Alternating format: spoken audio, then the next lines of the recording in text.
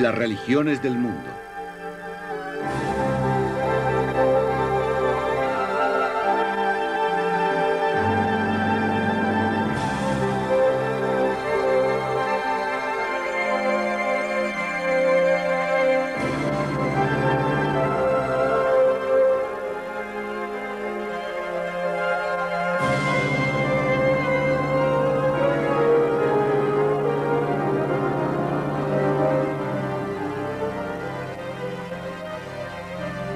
Las grandes civilizaciones que existieron durante el milenio anterior al nacimiento de Cristo sembraron las grandes religiones mundiales. El imperio persa, que se extendía desde Mesopotamia hasta el Hindu Kush, las grandes cuencas fluviales de China, el vasto subcontinente indio y finalmente Roma, que comprendía todo el mundo mediterráneo. En su mayor parte, estas religiones se desarrollarían durante un breve periodo en comparación con todo el lapso de la historia humana. Los profetas y reformadores más destacados del hinduismo, del budismo, del judaísmo y de las religiones de China fueron todos casi coetáneos. Surgieron y cayeron vastos imperios, pero la influencia de estos hombres en las religiones sería definitiva. A pesar de las persecuciones, las grandes religiones mundiales han sobrevivido modelando nuestra forma de vida en educación, códigos morales y comportamiento y, paradójicamente, avivando en ocasiones las llamas de las conmociones políticas. Solo podemos especular sobre la causa de la aparición de las grandes religiones mundiales. Tal vez, a medida que crecían los imperios, abarcando no solo grandes áreas sino también muchos pueblos y costumbres diferentes, se hiciera patente la necesidad de unas creencias más universales que las que podían ofrecer los dioses tribales de los primeros tiempos. El hombre primitivo había creído que el mundo natural era el de los espíritus. Más tarde serían reemplazados por dioses y diosas, la madre tierra, la lluvia y los dioses sol y otros, como el dios egipcio Osiris, de quien se creía dependía la vegetación y las inundaciones del Nilo. Unas funciones similares también eran propias de los dioses de Grecia y Roma, Ares o Marte, el dios de la guerra, y Afrodita o Venus, la diosa del amor.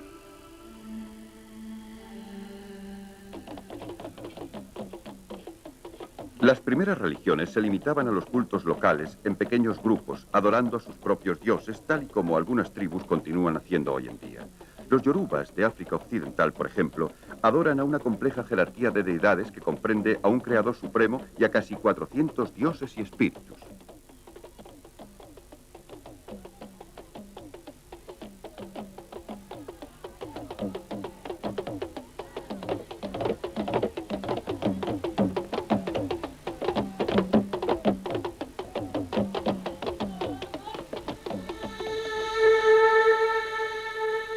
Las grandes religiones del mundo son diferentes. Sin embargo, todas ellas, en un grado u otro, comparten la creencia en una sola realidad espiritual válida para toda la humanidad. La transición de los cultos locales a las religiones mundiales fue obra de una notable serie de reformadores. Zoroastro en Persia. En India, Mahavira. Y también Gautama. En China, Confucio. Y Lao Tse. Y los profetas del Antiguo Testamento en el pueblo de Israel. Aunque poco se sabe de la vida de estos hombres, parece cierto que todos reaccionaron contra las tensiones de su época.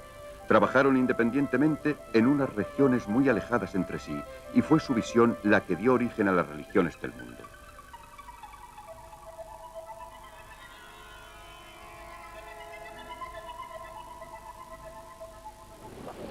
El hinduismo es la religión de 400 millones de hindúes. En una época tan remota como la de los Vedas, se realizaban procesiones y peregrinaciones a los ríos sagrados, y este aspecto del hinduismo aún sigue siendo importante en la actualidad. El río Ganges tiene una santidad especial. Las antiguas escrituras sagradas, los Vedas, se remontan a la llegada de los invasores arios al norte de la India. Sus creencias contenían las semillas de muchos de los sistemas posteriores del pensamiento religioso. Su énfasis en los sacrificios y en la noción de casta establecieron unos modelos sociales fundamentales que han continuado rigiendo la vida de la India durante 3000 años. Mahavira y Gautama Siddhartha, los reformadores del hinduismo, eran ambos nobles de nacimiento. Ambos se sentían alienados por el sufrimiento y las calamidades que veían a su alrededor, y buscaron la pobreza y la vida piadosa, abandonando sus riquezas y su posición social.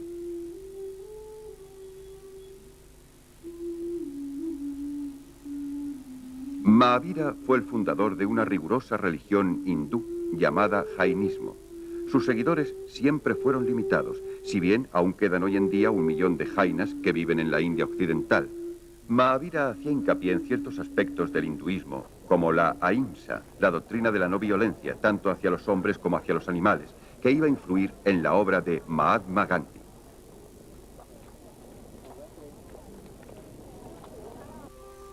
Los hindúes adoran a una serie de dioses, los más importantes de los cuales son Vishnu y el destructor y sanador Shiva.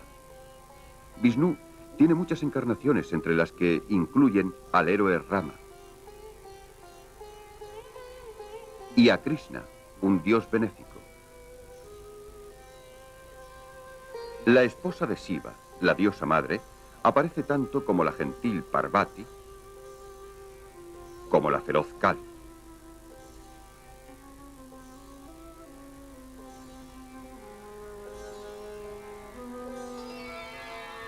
La sociedad hindú está estrictamente dividida en clases sociales hereditarias o castas. Existe la creencia de que el sistema de castas debe su origen a los varnas, que representan una división cuádruple de la sociedad en clases. Estos, a su vez, deben su origen al cuerpo del creador Brahma. Así, los brahmanes, o clase sacerdotal y culta, a la boca de Brahma. Los satriyas, nobles y soldados, han nacido de sus brazos. Los vaisías, agricultores y mercaderes, de sus muslos. Y los sudras, campesinos y obreros, de sus pies. Aquellos que se encuentran fuera del sistema de castas se conocen como los intocables.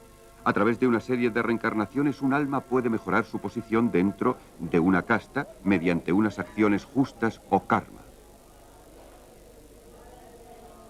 De este modo, conviven muchos cultos con prácticas ampliamente diferenciadas. Además de la adoración de un cierto número de dioses, el hinduismo ofrece varias aproximaciones a lo esencial mediante la disciplina física, el conocimiento, la devoción personal, buenas obras y una disciplina contemplativa. Siempre, más que una religión, es toda una forma de vida. La influencia de Gautama, nacido en el año 560 a.C. en el noreste de la India y conocido por la posteridad como Buda, o el Iluminado, se extendió mucho más que la de Mahavira. El budismo emergió dentro del contexto del hinduismo para convertirse posteriormente en una de las grandes religiones misioneras del mundo. Su peculiaridad consistía en que no se centraba en un dios, sino más bien sobre la liberación del sufrimiento y la consecución del nirvana, el estado que se alcanzaba cuando se extinguía la llama del deseo.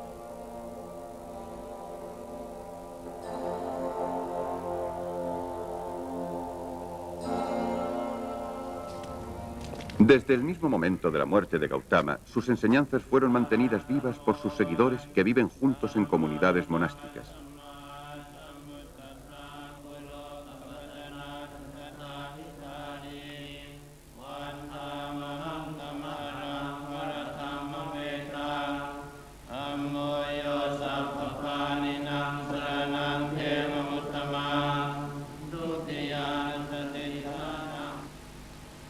Pero fue la conversión hacia el año 257 a.C.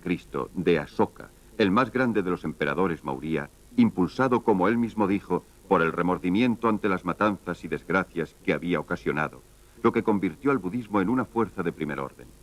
En edictos grabados en las rocas y en columnas diseminadas por toda la India, Asoka difundió las virtudes budistas de la compasión, la tolerancia y el respeto hacia toda forma de vida.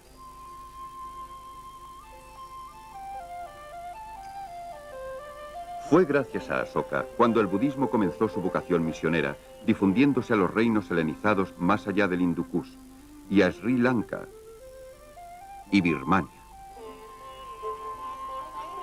En la forma conocida como Theravada, conservadora y tradicionalista, el budismo se estableció en todo el sureste de Asia. Junto con el hinduismo fue una influencia formadora en esta región, y aquí aún se conservan en la actualidad muchos restos de gran belleza. Igualmente importante fue la difusión del budismo hacia el norte, al reino de Kusan, en el moderno Afganistán, un gran imperio a horcajadas de las rutas comerciales que unían Oriente con Occidente, porque aquí surgió una nueva forma de budismo conocida como Mahayana, que significa el gran vehículo que llevará a la salvación a toda la humanidad. El budismo Mahayana estaba más abierto a las doctrinas populares y a las prácticas locales, siendo una de sus características los bodhisattvas, los cuales, al igual que los santos cristianos, podían ayudar a la salvación de los mortales. El budismo se difundió rápidamente por el Tíbet y Asia Central, prosiguiendo hacia China hasta Corea y alcanzando el Japón hacia el año 550 después de Cristo.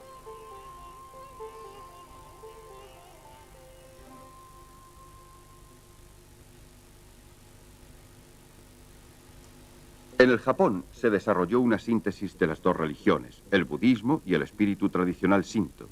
En el núcleo del sintoísmo se halla la creencia en el poder misterioso de Kami, el poder sagrado, que puede reconocerse en cada momento en cada una de las cosas existentes.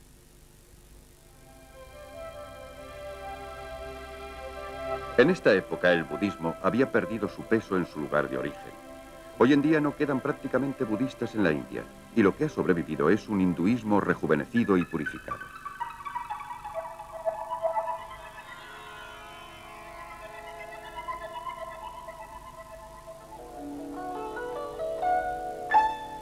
El budismo realizó un progreso limitado en China, donde se hizo hincapié en los reyes del infierno, siendo cada uno de los reyes responsable del castigo de diferentes crímenes. Pero en China ya existían dos religiones muy arraigadas, el confucianismo y el taoísmo. Los primeros pueblos de China mantenían el culto a sus antepasados y adoraban a los espíritus de la naturaleza. Confucius, o Confucio, nació en el año 551 a.C. No dudaba de la realidad del mundo espiritual, pero centraba su preocupación en la conducta del hombre. El confucianismo no era tanto una religión como un código ético preocupado por el decoro de las relaciones humanas basadas en el amor y el respeto hacia el prójimo. Viviendo en la época en que el imperio Chu comenzaba a desintegrarse, las reacciones de Confucio surgieron a partir de su preocupación por los desórdenes y las injusticias de su tiempo. En el siglo II a.C., el confucianismo fue declarado dogma oficial del imperio Qin y permaneció vigente hasta la caída de la dinastía Manchú, más de 2000 años después, en 1911. Pero siempre fue un código de la clase media y superior, con un atractivo popular limitado. Demasiadas cosas habían quedado fuera, los misterios de la naturaleza, las profundidades de las pasiones humanas, y esta laguna fue colmada por la tercera religión china, el taoísmo. Esta se basaba en un libro, el Tao Te Ching, en el cual la esencia del Tao, o el camino, es la expresada en parábolas y metáforas. Este libro es atribuido a la vaga figura de Lao Tse. Se instaba al hombre a vivir en armonía con el Tao, y el Tao Te Ching hace hincapié en la humildad y en la pasividad.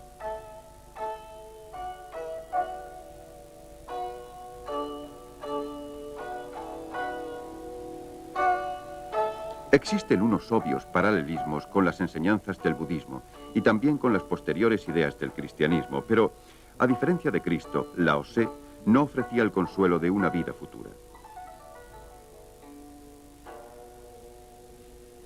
Con el tiempo, el taoísmo degeneró en una religión supersticiosa de demonios y de magia.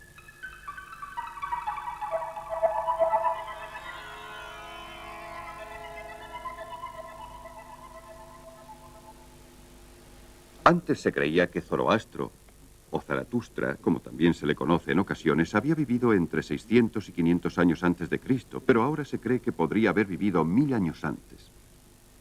El zoroastrismo fue el primer credo rigurosamente intelectual de la historia y se convirtió en la religión del imperio persa.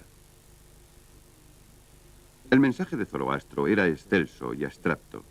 Él creía en un gran espíritu, Ahura Mazda, benéfico y bueno, enfrentado a otro espíritu poderoso, Angra Mainyu, el adversario, maligno e ignorante. La vida era vista como un campo de batalla entre el bien y el mal, el caos y el orden, la luz y la oscuridad, con un juicio final y la resurrección de los escogidos.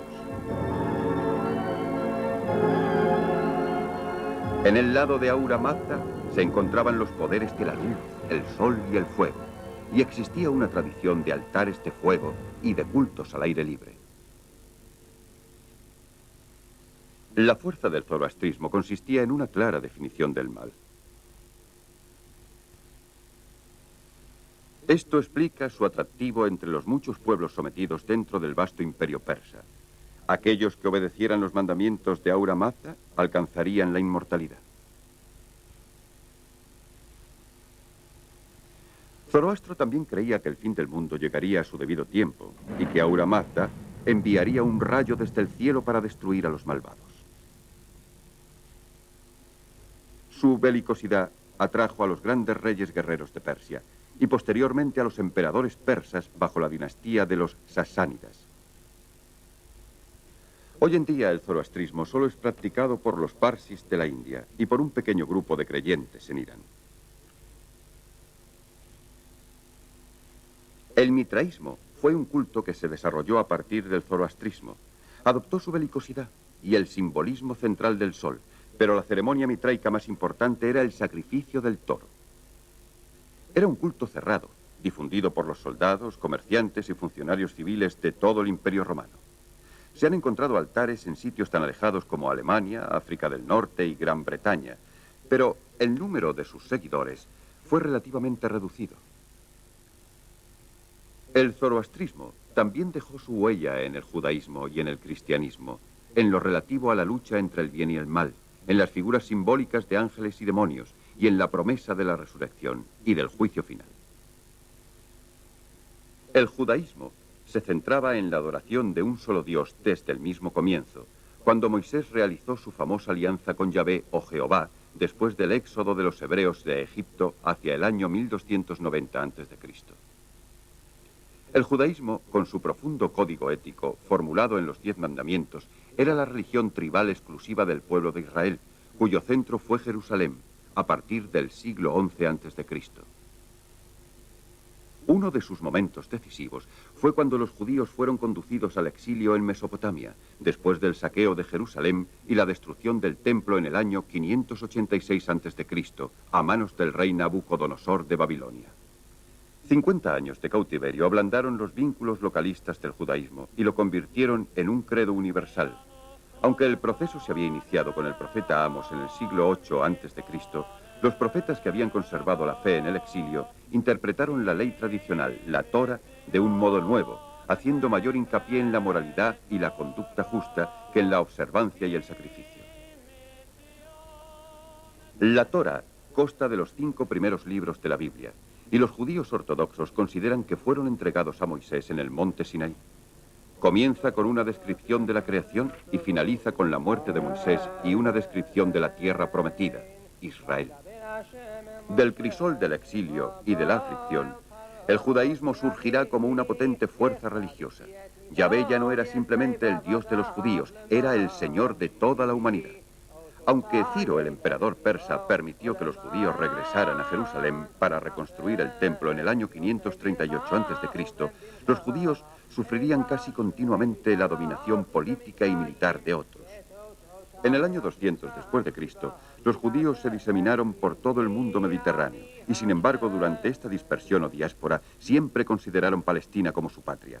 Perseguidos y oprimidos, dependían en cuanto a su identidad de su propia fe. Del mismo modo que el budismo nació del hinduismo, el cristianismo nació del judaísmo. Judea había sido conquistada por los romanos en el año 63 a.C. El resultado fue una tensión religiosa, política y nacionalista. Surgieron una serie de movimientos como respuesta a la opresión de los judíos. Algunos eran espirituales, como los esenios, otros políticos, como los celotes. Cuando Jesús de Nazaret empezó a predicar hacia el año 27 después de Cristo que el reino de Dios estaba cerca, era un mensaje que muchos judíos habían estado esperando. Desde los tiempos del exilio babilónico, los profetas habían vaticinado la venida de un Mesías o liberador, y a sus seguidores les pareció que Jesús era el Mesías. Él proclamó y demostró la presencia y el amor de Yahvé, y la necesidad de vivir de acuerdo con el Espíritu mismo. No obstante, después de una corta explosión de entusiasmo, la popularidad de Jesús entre sus seguidores decreció, y hacia el año 30 después de Cristo fue apresado por las autoridades judías, entregado al gobernador romano Poncio Pilato y crucificado como revolucionario. Incluso sus discípulos más íntimos quedaron desilusionados, pero recuperaron la fe con la resurrección cuando Jesucristo apareció entre ellos. Entonces proclamaron que volvería glorioso el día del juicio final. En esta etapa el cristianismo aún era un culto judío, pero el momento decisivo llegó con la conversión de Pablo, antiguo azote de los cristianos. Los viajes misioneros de Pablo abrieron nuevos caminos para la conversión de los gentiles o no judíos. Su primer viaje le llevó a Chipre, el segundo a Asia Menor, Grecia y el Egeo. Negando que Jesús hubiera sido enviado meramente para redimir a los judíos, sino para que fueran perdonados por los pecados de la humanidad, realizó otros 2 viajes.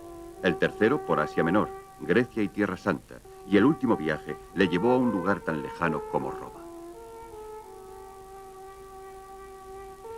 El mensaje de Pablo encontró una gran respuesta entre los pueblos. Quienes se convertían al cristianismo no debían obrar de conformidad con la ley judía. La fe en Cristo y una vida reformada como miembros de una comunidad cristiana eran suficientes.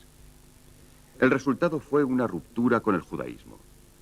Cortando estos lazos, el cristianismo se convirtió en una religión mundial que se difundió por todo el Imperio Romano, a pesar de las persecuciones intermitentes. Pero nunca se mantuvo en los límites de los dominios romanos solamente. Misioneros de Egipto llevaron el mensaje hacia el sur, a Nubia y Etiopía, en África Oriental, y también se estableció una iglesia cristiana en la India.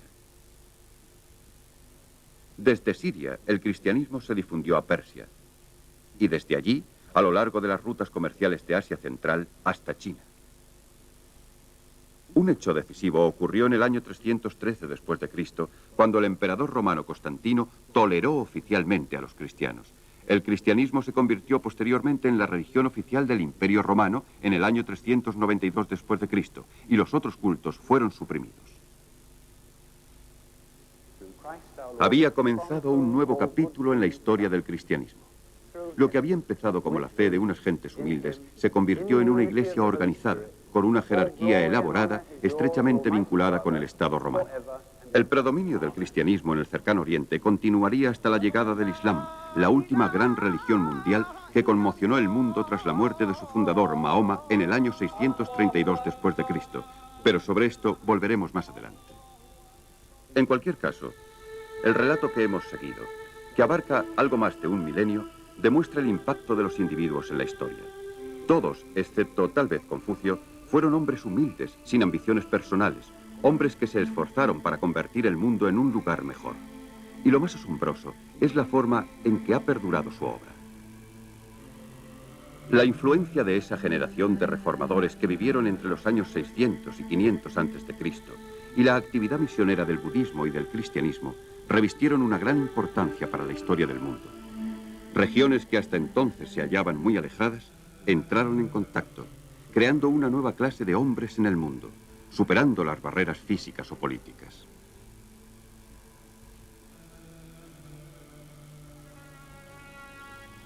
Las grandes religiones del mundo habían surgido como mensajes de paz, pero, contrariamente a lo que deseaban y creían sus fundadores, también fueron una fuente de discordias y de conflictos. Y así, desgraciadamente, continuaron. Existe una ironía en este hecho que tal vez deberíamos meditar.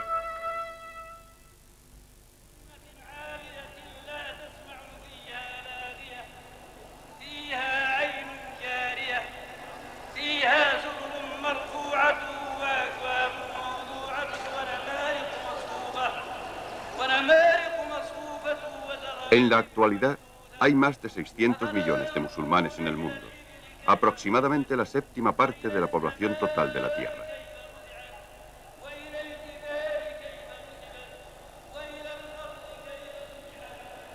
El mundo musulmán se extiende desde Marruecos, en Occidente, hasta Indonesia, en Oriente, al norte hasta la Siberia y al sur hasta Zanzíbar, con avanzadillas diseminadas por todo el mundo. Es la más reciente de las grandes religiones mundiales. El Islam. 600, 1200.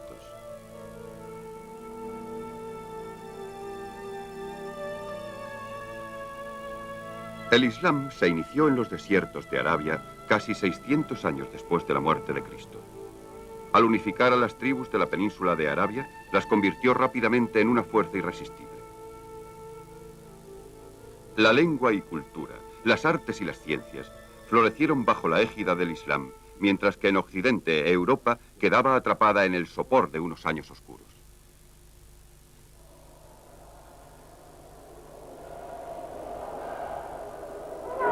Recientes acontecimientos demuestran que incluso hoy el poder magnético del Islam no ha disminuido.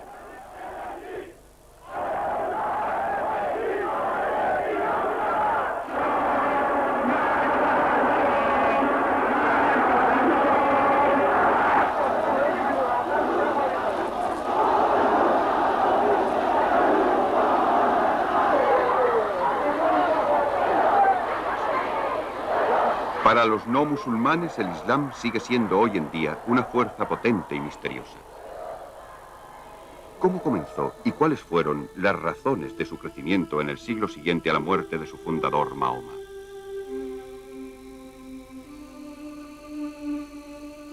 Un siglo de conflictos entre los bizantinos y los persas había dejado los dos imperios débiles y vulnerables.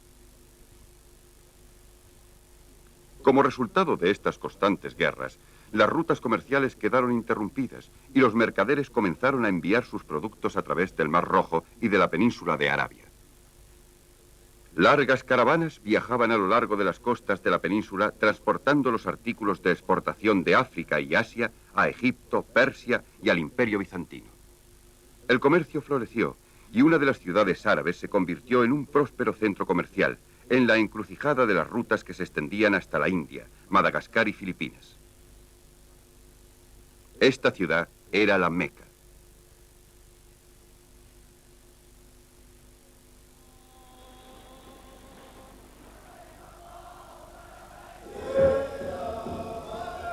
Hoy en día, la Meca es la ciudad santa del Islam y todos los años, en la gran peregrinación anual o Hajj, millones de musulmanes llegan de todos los rincones del globo para profesar su culto. ¿Qué sucedió para que esta ciudad del desierto se convirtiera en el centro de una de las grandes religiones del mundo? Desde los tiempos más remotos, la Meca había sido un lugar sagrado donde las tribus de Arabia rendían culto a sus dioses paganos.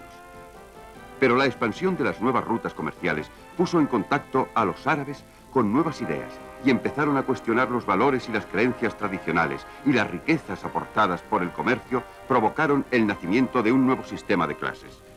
Además, a finales del siglo VI, había nacido en la Meca un profeta que aboliría los viejos dioses para siempre y transformaría el viejo santuario pagano en el centro de una nueva religión monoteísta, el Islam. Aquel hombre era Mahoma. Mahoma tenía 40 años cuando Dios le reveló el mensaje del Islam. Según la tradición, Mahoma recibió una visita del arcángel Gabriel. «Cuenta», le ordenó el arcángel. «¿Qué debo contar?», preguntó Mahoma. Entonces el ángel dijo: «Cuenta en nombre de tu Señor, que creó todas las cosas, que creó al hombre de un coágulo de sangre. Cuéntalo, porque tu Señor es muy generoso». Entonces Gabriel instruyó a Mahoma para que arrasara a la idolatría tradicional y que pusiera en su lugar el culto a Alá, el único Dios verdadero y todopoderoso.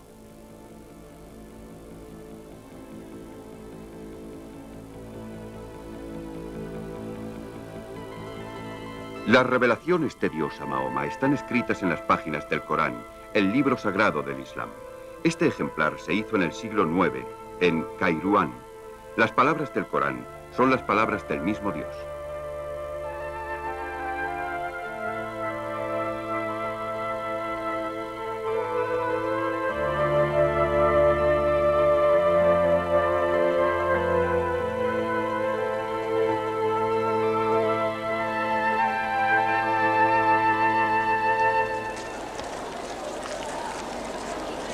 Islam significa sumisión a la voluntad de Dios, y el único Dios de los musulmanes es el Dios de los judíos y también de los cristianos.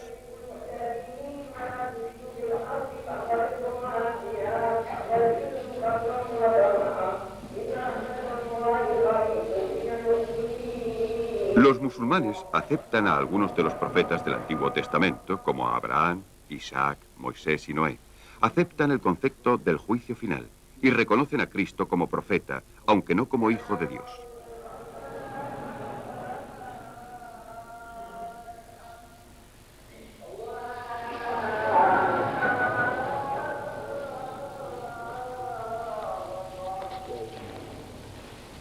Para los musulmanes, el último y más grande de los profetas es Mahoma.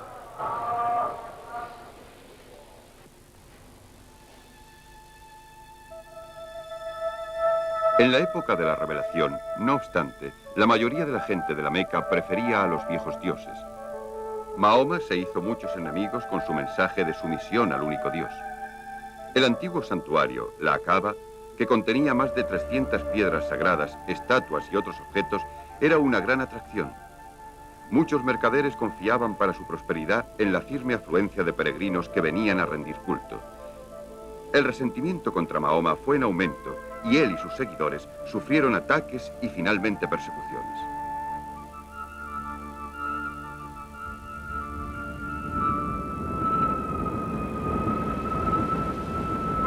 Ante esta creciente hostilidad, Mahoma se marchó de la Meca con un pequeño grupo de seguidores y se instaló en Medina en el año 622, una ciudad situada casi a 300 kilómetros al norte de la Meca. La emigración a Medina, que se conoce como Égira, marca el comienzo del calendario islámico.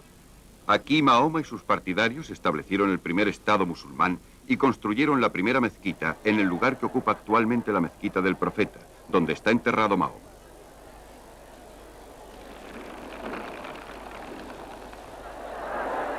Tras una serie de batallas durante 8 años, Mahoma regresó triunfalmente a las puertas de la Meca al mando de un ejército de 10.000 hombres.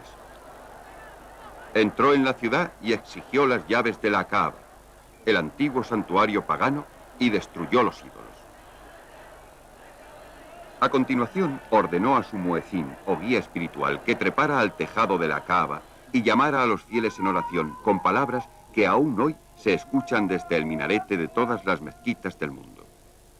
Desde entonces la Kaaba, en la Meca, ha sido siempre el centro del mundo islámico, y todo musulmán se pone a orar en dirección a la Meca, donde quiera que esté.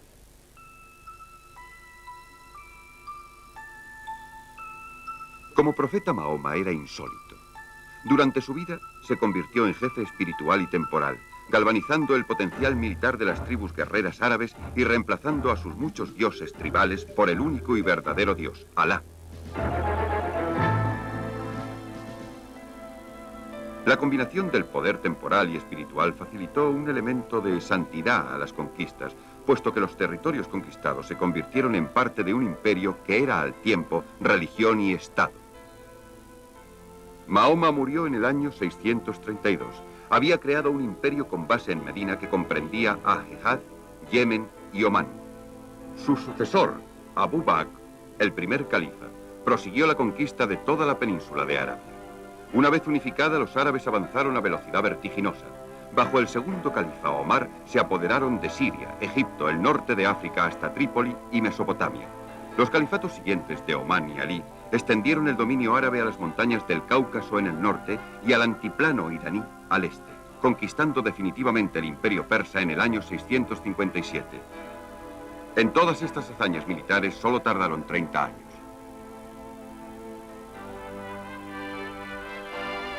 Por donde quiera que fueran, los conquistadores árabes eran acogidos como liberadores por los judíos oprimidos y perseguidos y por muchos cristianos, especialmente por los miembros de sectas minoritarias.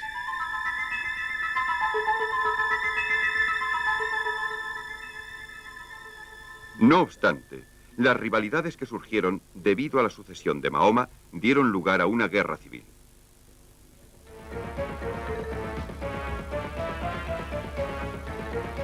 En el año 661, los vencedores, que eran miembros de la vieja aristocracia de mercaderes de la Meca, al mando de la familia de los Omeyas, se hicieron con el control del califato. Su primera medida fue la de trasladar la capital a Damasco y desde ahí continuar su camino hacia Oriente. Después de la conquista de Herat y Balkh en el año 651 y la caída de Kabul en el año 664, quedaba abierto el camino de la India y de Asia Central. Sind, al noroeste de la India, fue ocupada en el año 712 y ha continuado siendo musulmana desde entonces. Más al norte, los árabes avanzaron más allá del río Oxus, ocupando Bukhara y Samarcanda en el año 710 y alcanzando la frontera del Imperio Chino, donde derrotaron a su ejército junto al río Talas en el año 751. Con esta derrota comenzó el aislamiento de China.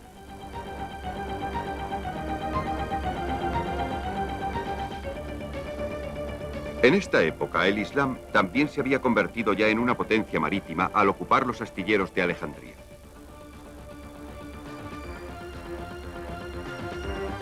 El avance árabe continuó a lo largo de la costa de África del Norte, venciendo la resistencia de las tribus bereberes y cruzando el estrecho de Gibraltar hasta España en el año 711. Las divisiones entre los cristianos facilitaron la conquista y los árabes continuaron hacia el norte, hasta Toulouse y el Valle del Ródano. Pero en el año 732 fueron derrotados en Poitiers por los francos. Solo fue una escaramuza fronteriza, pero persuadió a los árabes a retirarse a España. También en Anatolia y en los Balcanes el Islam vio frenado su ímpetu. A pesar de haber cercado Constantinopla, la capital de los bizantinos, a finales del siglo VII y a principios del siglo VIII, el Islam no logró poner pie en la entrada de Europa Oriental.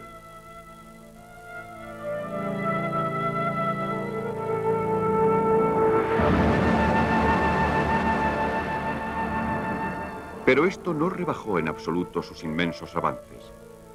El corazón del imperio estaba seguro. El Islam, como religión, avanzaba, y los conversos se multiplicaban por todas partes. La acumulación de tantas provincias diferentes bajo un solo gobierno estimuló el comercio e inauguró un periodo de gran prosperidad. Sin embargo, el final de este periodo de expansión fue un momento crucial para el Islam. Los descendientes árabes de los seguidores originales de Mahoma se encontraban en minoría en todas partes. Seguros dentro de sus ciudadelas y guarniciones como esta de Kairouan en Tunisia, vivían confortablemente gracias a los tributos que recaudaban de pueblos sometidos. No obstante, existía un descontento creciente entre los no árabes conversos al Islam, que habían sido excluidos de los privilegios de que disfrutaba la clase dominante. Un pequeño número de árabes, en su mayoría soldados y funcionarios, estaban prosperando gracias a la destreza y a la laboriosidad de millones de personas conquistadas, muchas de ellas herederas de culturas más antiguas y elevadas. Mahoma murió sin dejar ninguna indicación clara sobre la forma en que sus sucesores debían ser elegidos en el futuro. Trágicamente, se habían sembrado las semillas de un gran conflicto, el mismo que aún sigue dividiendo el mundo islámico hoy en día. Los sunitas, la mayoría, reivindican que la autoridad del profeta pasó a los califas, jefes de la comunidad. Los chiitas creen que la autoridad de Mahoma pasó a su primo y yerno Alí y a sus descendientes, los imanes. Mahoma había unido a las belicosas tribus árabes bajo el estandarte del Islam, y su intención era que los musulmanes jamás hicieran la guerra entre ellos. Pero sin embargo, a los 25 años de su muerte, había estallado el conflicto sobre la cuestión de la sucesión del califato. Tal vez no estuvieran cargados de bombas y cañones como las numerosas guerras de nuestra época, pero el coste en el sufrimiento humano fue elevado. Finalmente, fue la guerra civil árabe la que llevó al derrocamiento de los omeyas en el año 750.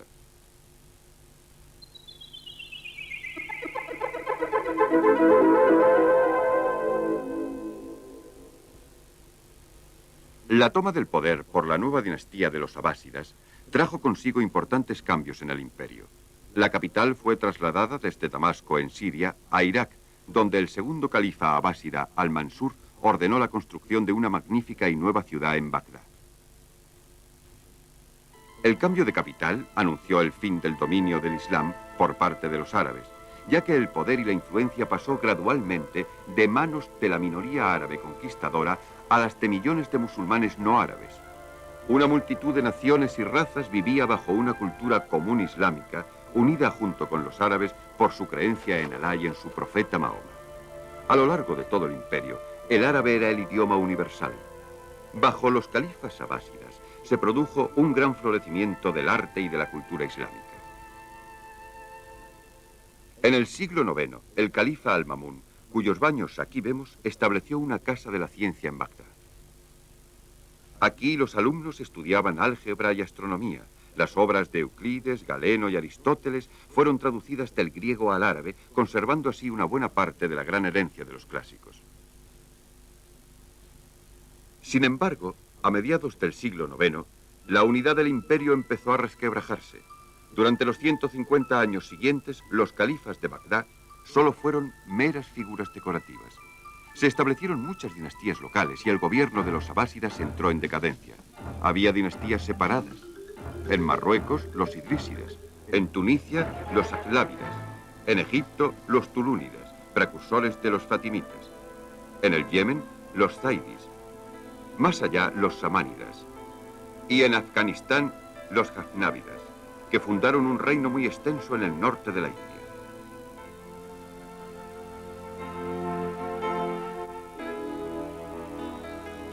Con una fragmentación política tan grande, ¿por qué el poder y la influencia del Islam continuó floreciendo durante los siglos siguientes? Buena parte de la respuesta debe encontrarse en su tolerancia religiosa, un principio santificado por el Corán. El Islam no insistió en la conversión y protegió a los llamados pueblos del libro, los cristianos, los judíos y los zoroastrianos persas.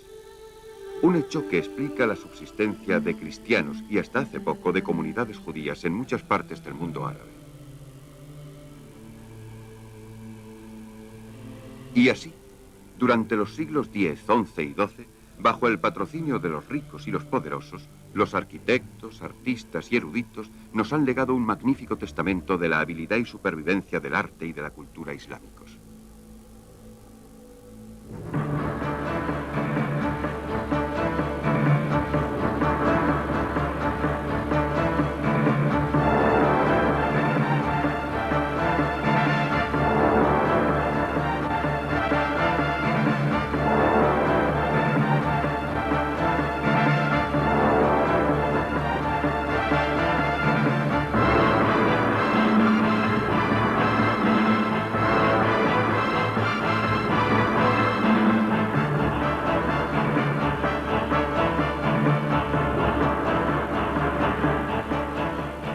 La prohibición islámica de representar figuras vivientes, si bien no observada universalmente, contribuyó al desarrollo de un rico repertorio de formas caligráficas.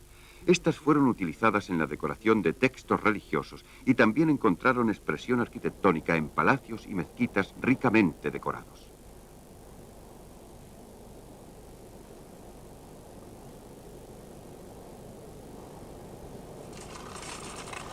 Incluso hoy se producen textiles que son vívidos ejemplos de la tradición islámica de la caligrafía artística.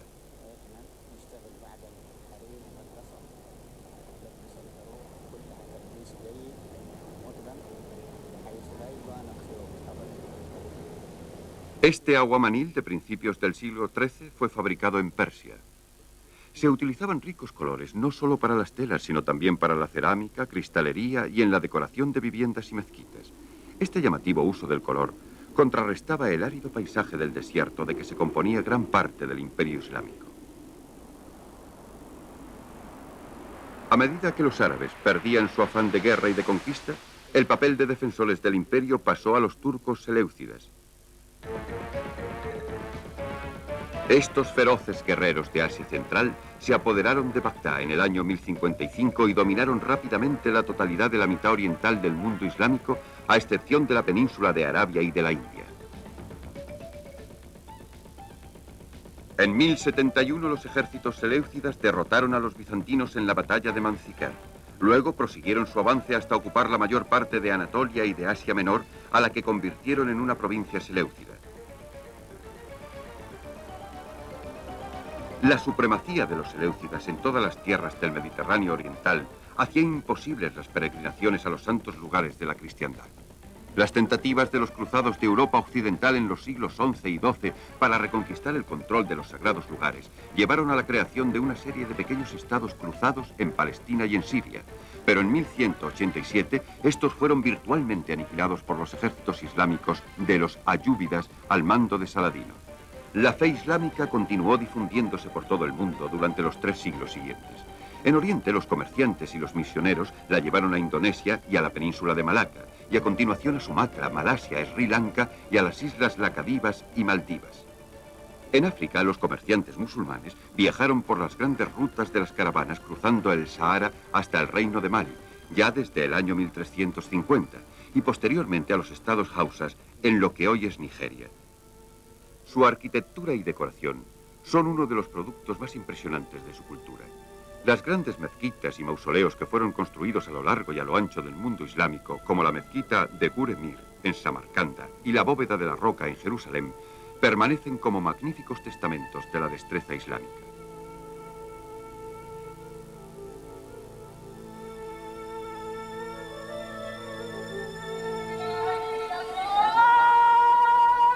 El Islam había comenzado como una jihad o guerra santa para llevar la palabra del profeta a todos los habitantes de la tierra. Sus primeras hazañas fueron notables. Por su extraordinario impacto sobre los pueblos conquistados se apoderó de la herencia del mundo antiguo. La transmisión de la cultura griega se efectuó desde Alejandría y otros centros de cultura clásica. Pero dice mucho en favor de los califas abásidas el hecho de que patrocinaran este proceso. Es uno de los hitos que han dejado en la historia.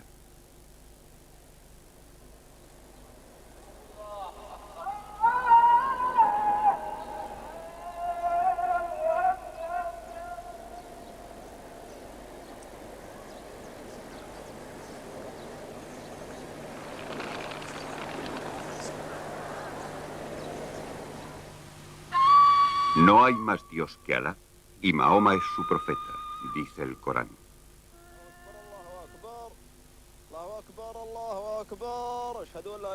Desde su cuna en Arabia, el Islam se convirtió en una de las grandes civilizaciones del mundo.